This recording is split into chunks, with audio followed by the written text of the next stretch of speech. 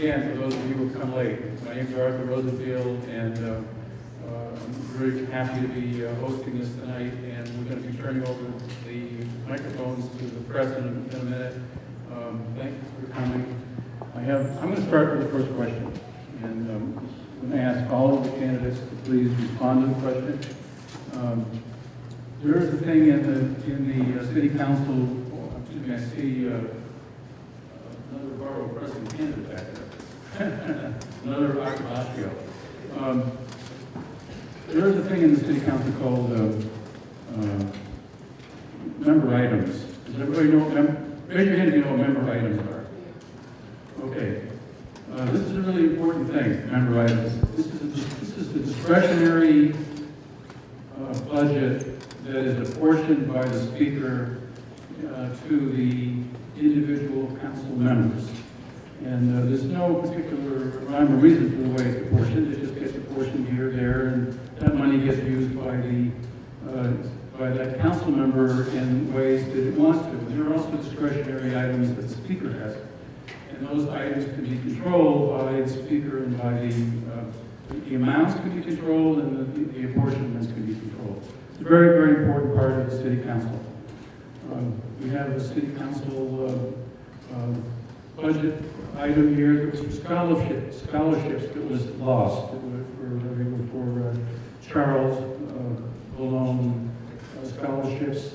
They were here in this community for many, many years, and they basically provided scholarship funding for students who went on to college as long as they had a B average or higher. It paid for the whole school, as far as I can remember. Am I correct in that, Tom? Peter Malone. Yeah, Peter Malone. That was Charles Malone.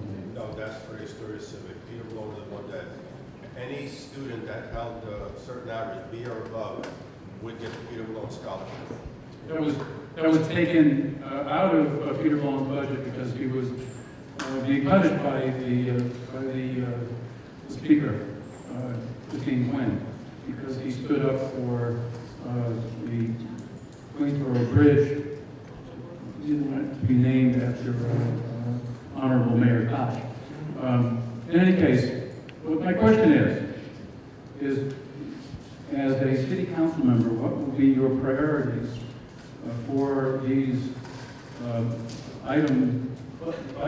city council member items?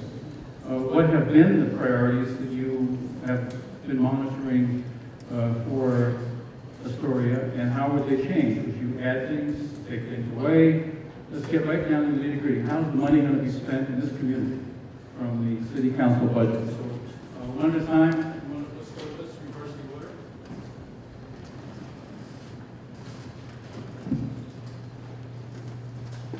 Thank you. Two, three, max 3 minutes. Okay. There are recent things to be a website called councilpedia.org, which told everyone what member items were given to each city council candidate. And unfortunately, that website has been taken down. So to have open and transparent government member items, I think it's something very important that if we don't have a website like councilpedia.org again, that the city council candidates with their own personal websites when they're elected, let their district know where they're funding, where the money's going. If I recall, there obviously many of us probably know that roads tend to get ripped up after July and August, and that's because the budget is finalized and money's going out, and that every July and August you get the striping, the paving. Clearly, we need to keep our roads clean, and I continue to make sure that we have funding after big storms. Potholes are created. We always have to focus on where these roads are. At all corners of the district, we're going to have issues with that. We also have to make sure that our trees are pruned properly. We're hearing incidences where people are sitting on bench parks and a tree limb falls down and kills a baby or something. And this is all, we do have to make sure that the trees that we do have in the district are properly pruned, or if they need to be taken down, they can be taken down and we can plant new trees. I know we have the Million Trees NYC, which is a program. I believe Tony Maloney is someone who's been very active in distributing trees every year. It definitely is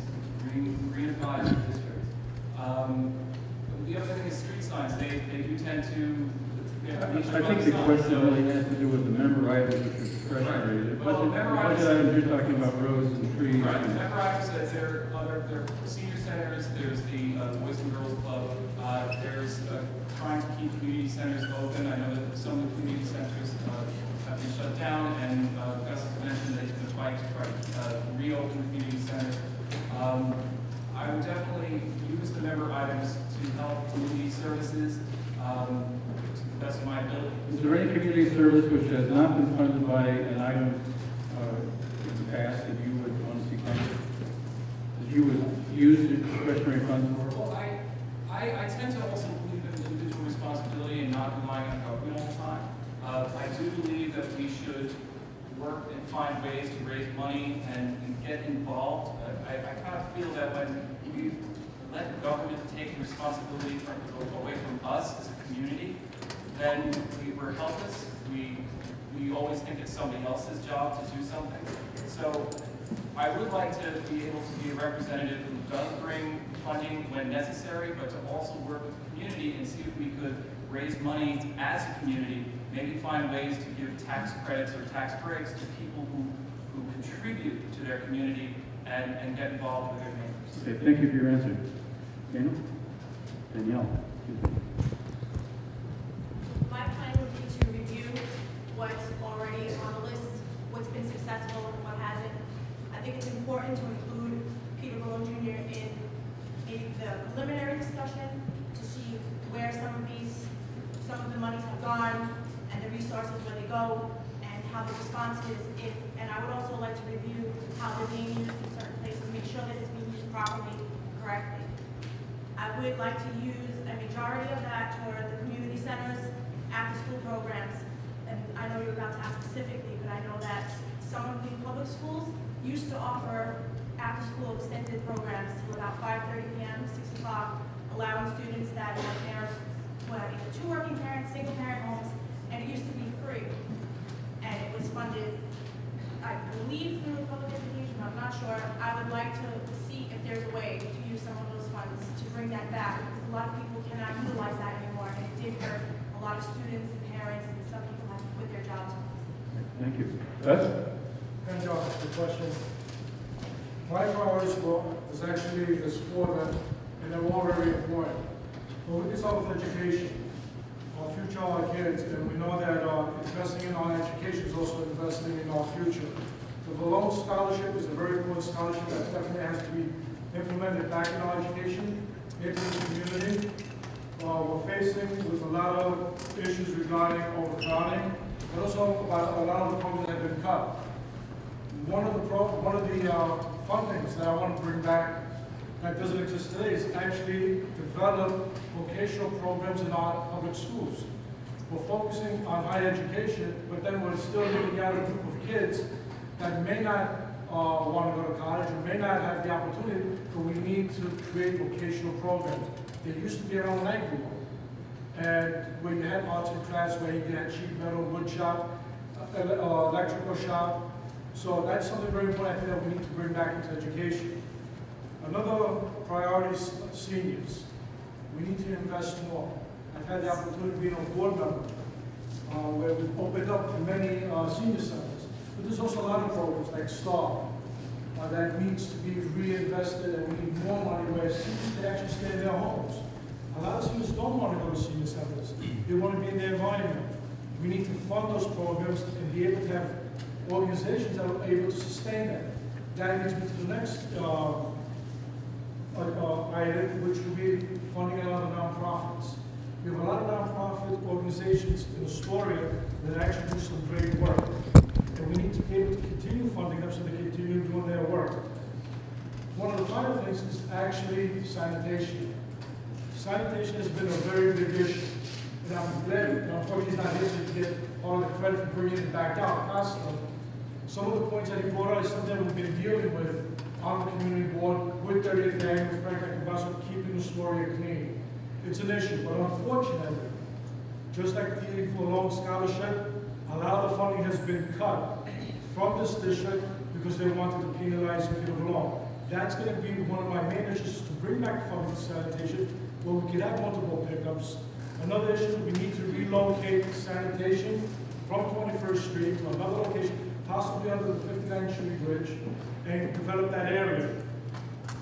So keeping the story clean, education, senior centers, and nonprofits are some of my priorities. Thank you.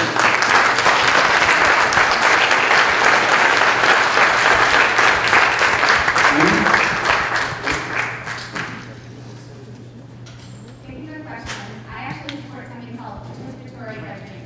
It's the idea that this money is your money, and you should have a voice in how it's dispersed. So rather than you saying, I'm going to do this and I'm going to do that, the way participatory budgeting works is that people in the community put forward project ideas. And then the community has the opportunity to discuss them, learn about them, and vote for them. It's your money. You should have a voice in how it's spent. So I think that probably would be very different for every candidate at this table. How would you do that? So there have been other council members who have started this participatory budgeting process, first with direct vendors in the Parksville part of town. As I mentioned, you put a call out in the beginning of the season, you're asking for people to submit eligible projects. So there's two types of member items, there's the Excuse me, discretionary. aren't there applications made by organizations for discretionary funds? Right, so you're putting out a call, and there's applications, there's the expense funds as well as the capital funds, and there's different requirements. And just to sort of give an idea, for people who don't know, the member allocation here used to be about 1.4 million. And it was cut down to about 850,000, then down to about 650,000. So it has been a drastic reduction, but it is only about 600,000 at its current level. So many of the projects, while worthy that some of the other candidates are talking about, are actually not projects that can be funded through the discretionary budgeting process. So I just wanted to clarify that. So to go back to your question, is that in order for projects to be eligible, they have to so in order for projects to be eligible, their expense needs to be $35,000. These projects that can go towards nonprofits, as Dr. mentioned. And so what you do is you ask for input. And then, like I said, you have a process for people to vote on this. So there's always ways you can vote in person, online, through council office. It should be, of course, located in the immediate location of the district, so people can come in and find that information. It's not a new idea, it's worked very, very well, because again, it's your money. You should have a voice in how it's dispersed. Thank you.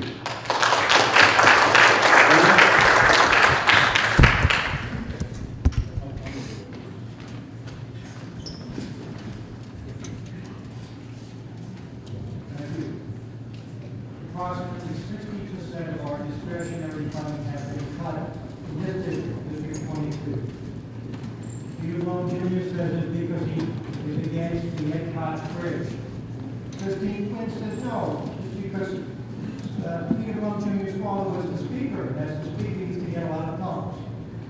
They're both right. There's a serious problem. There's no equality and no transparency in the city. Okay? Right? He just gets a bigger piece of the pie. That's politics. That's reward and punish in politics. And that's got to come to an end. Every district has to get the same amount of money. It's constitutional and it's right. There are a lot of ways this discretionary funding can be spent. We can put it in libraries, computers in public schools, playgrounds, programs for senior citizens, community centers, beacon programs. There's tons of ways you can use the money, but we got to get our fair share. And we've got to get a person elected who's going to fight and demand their fair share. And not be afraid to go against either the speaker or the political machinery that thrives off of this discriminating practice of not giving or funding equally. That's got to come to an end. And the participatory budgeting process, I agree with Lynn, is the way to go. You let the people decide how they want their money spent because it's their money. They're not the politicians. It's their money. And we've got to make sure that we get our fair share. You know, we get less than Manhattan. We get less than Brooklyn. Why is that? Are we second-class citizens? We probably pay more taxes than the other counties, but we're getting cheated. Not whether we're being cheated, but what your priorities would be in the use of that money. As I said, libraries, parks, public schools, after-school programs, beacon programs. I think we're all in agreement here, the candidates, on the issues senior centers, community centers, nonprofits, putting the money where it's going to generate the most return. There are a lot of civic organizations, nonprofits here in Astoria that do phenomenal jobs. Tony Maloney has an organization, he does a good job, and we fund people like him who are improving the community, who care about the community. And not the reward and punish style of politics that has run the system all too long. Thank you so much. Okay, time